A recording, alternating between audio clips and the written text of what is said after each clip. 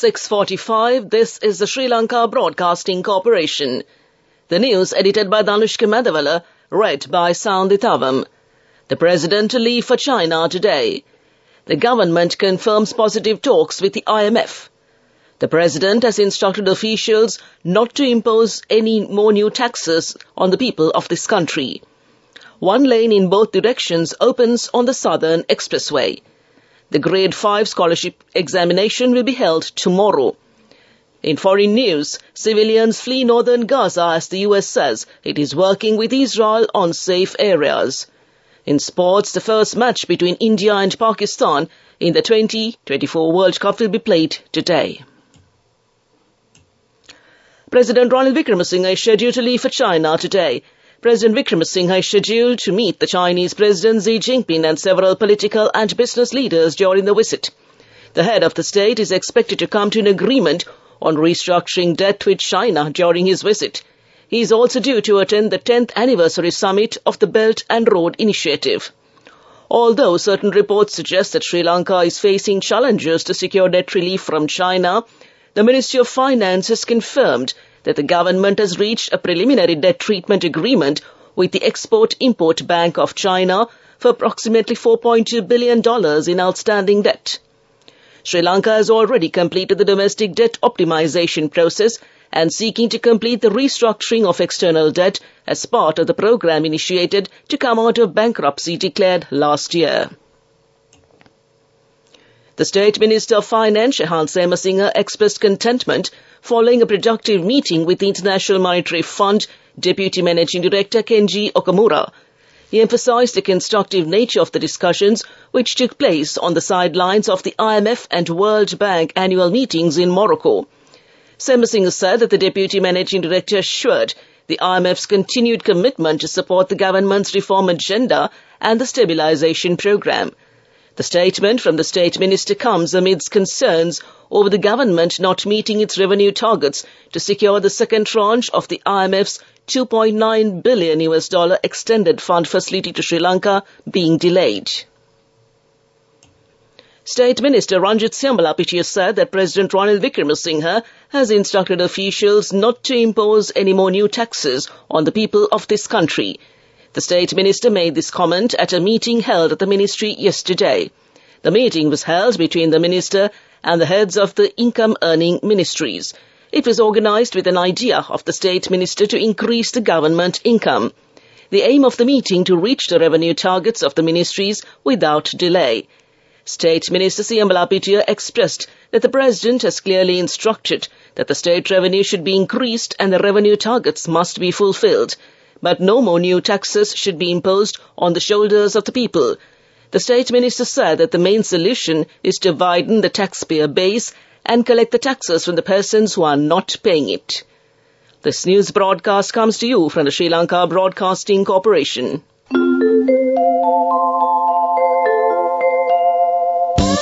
People's Bank Excelsior. Live the life you want.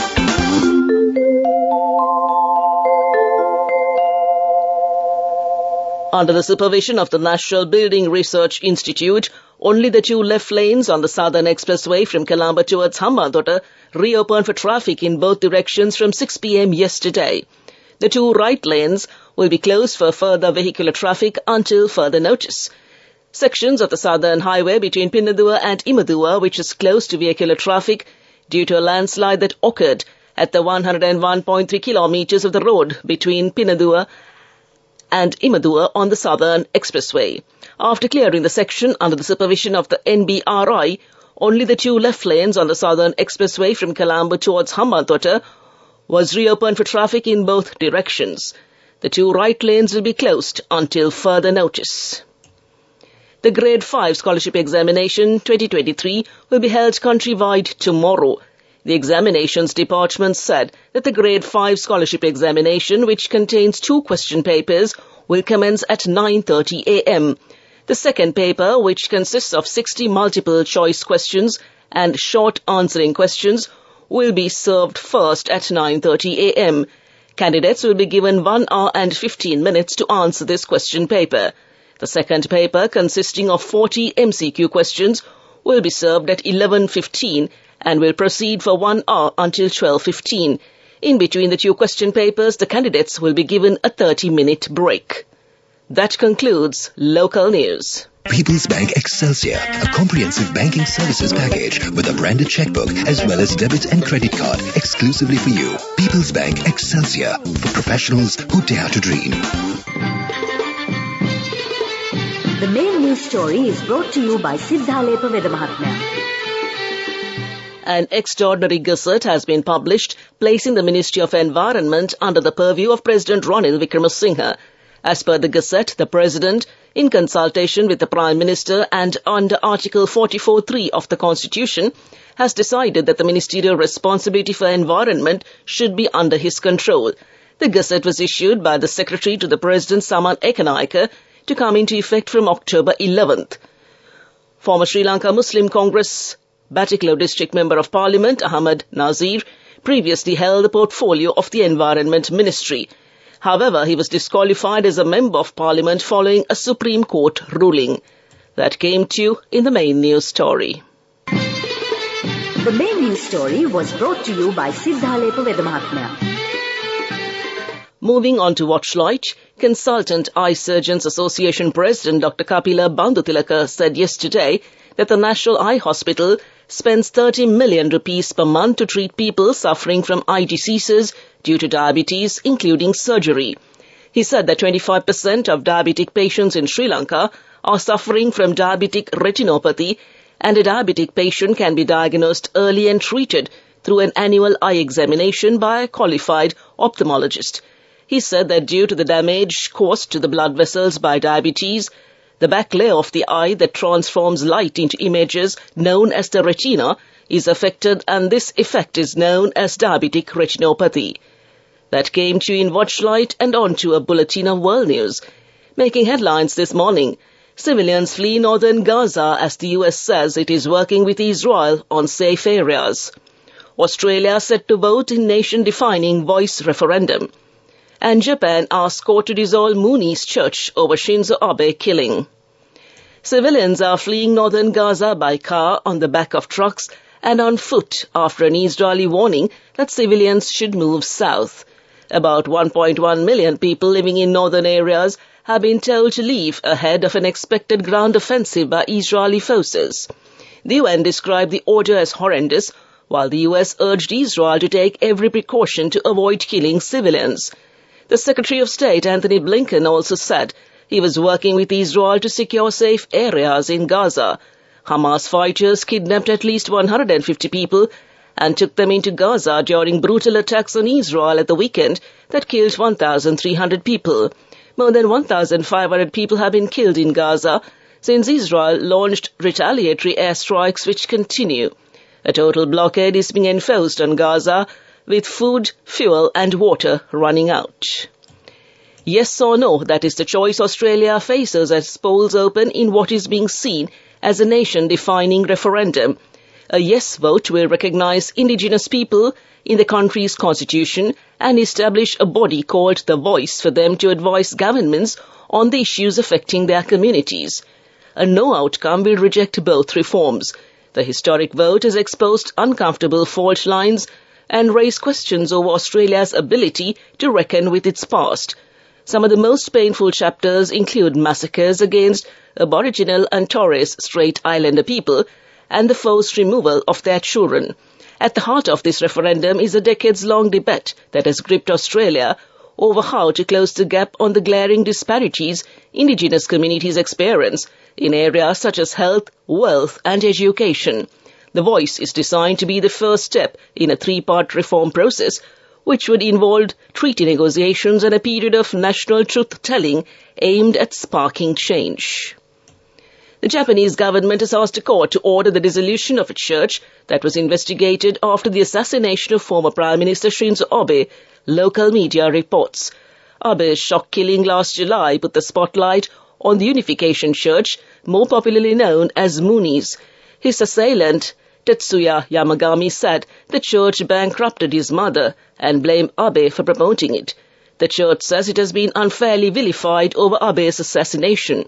The investigation, which was ordered by Prime Minister Fumio Kishida, ran for a year. If dissolved, the Unification Church will lose its tax benefits, but it will still be able to operate as an organization. Back to the headlines of the world news. Civilians flee northern Gaza as the US says it is working with Israel on safe areas. Australia set to vote in nation-defining voice referendum. And Japan asks court to dissolve Mooney's church over Shinzo Abe killing. That concludes this bulletin of world news. Development news. Prime Minister Dinesh Gunawardena said the officials should prepare and implement urban development plans without inconveniencing the public. The Prime Minister mentioned this when the Maragama Regional Coordination Committee met on Thursday. He emphasized that the Urban Development Authority should prepare city plans giving priority to public convenience and development. The Prime Minister pointed out that the Urban Development Authority should properly plan schools, hospitals, temples and public housing. The purchase of land or the allocation of land for various projects is not a duty assigned to the Urban Development Authority, the Prime Minister emphasized. That came to you in development news, and moving on to sports. Sports news is brought to you by Shakti. Refresh your mind and body with Shakti Energy Drink. 350 rupees only. Available at island-wide leading groceries and supermarkets. Shakti. Taste the power. The first match between India and Pakistan in the World Cup will be played today. The match is scheduled to be played at Hyderabad at 2 p.m. today. Today's match has been described as the blockbuster event of the tournament, and millions will tune in to watch the game, and the 132,000 capacity stadium is expected to be full.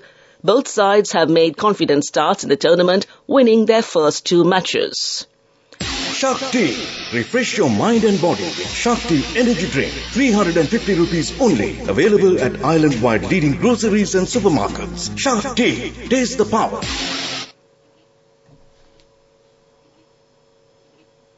Go ekakthiyana youth ekat life eke change ekat niyamata set wenna as wahagena dagapuhina habe karanna youth ekat niyamata set wenna friendship එක menna. The all-new NSB Ithru account, NSB I Am, a plan for your dream. Business News, sponsored by National Savings Bank, the safest place for your money. Microsoft has completed its $69 billion takeover of Call of Duty maker Activision Blizzard, or in the gaming industry's biggest ever deal. It comes as Microsoft, which owns the Xbox gaming console, was given the green light for the global deal after UK regulators approved it. The Competition and Markets Authority said its concerns had been addressed after it blocked the original bid. Microsoft's Phil Spencer said securing Activision was incredible. That's business news. Economic news up next. Business News, sponsored by National Savings Bank, the safest place for your money. Go ekakthiyana youth ekat life eke change ekat niyamata set wenna as wahagena dagapuhina habe karanna youth ekat niyamata set wenna friendship එක menna. The all-new NSB Ithru account, NSB I Am, a plan for your dream. On to economic news, Vavuniya Periyakadu will be developed as a young agri-entrepreneur village. The work on this project already commenced. Minister Mahinda Amaravira said that in 2024, selected villages from each district will be developed as the Young Agri-Entrepreneur Village. 11 villages will be developed this year. A sum of 3,000 million rupees has been set aside for this purpose. The project will also include renovation of small tanks, livestock development, providing technical and equipment assistance, and seed distribution. That's economic news. Weather report. The Met Department forecast that showers or thundershowers will occur over most parts of the island after 2 p.m. today. Fairly heavy showers above 75 millimeters can be expected at some places in the Uva, Central, Sabragamo and the Eastern provinces. A few showers may occur in the coastal areas of the Western and Southern provinces during the morning as well. Misty conditions can be expected at some places in the Central, Sabragamo and Uva provinces during the morning. To conclude this bulletin of news, a recap of the headlines. The President leave for China today. The government confirms positive talks with the IMF.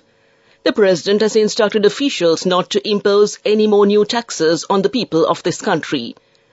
One lane opens in both directions on the Southern Expressway. The Grade 5 scholarship examination will be held tomorrow. Civilians flee northern Gaza as the US says it is working with Israel on safe areas. And the first match between India and Pakistan in the World Cup will be played today. With that, we conclude this morning's news broadcast, and now it's back to Sonal, all geared up to dish out a fabulous selection of music, the airwaves ablaze, and usher in the weekend over the airwaves of Radio Sri Lanka.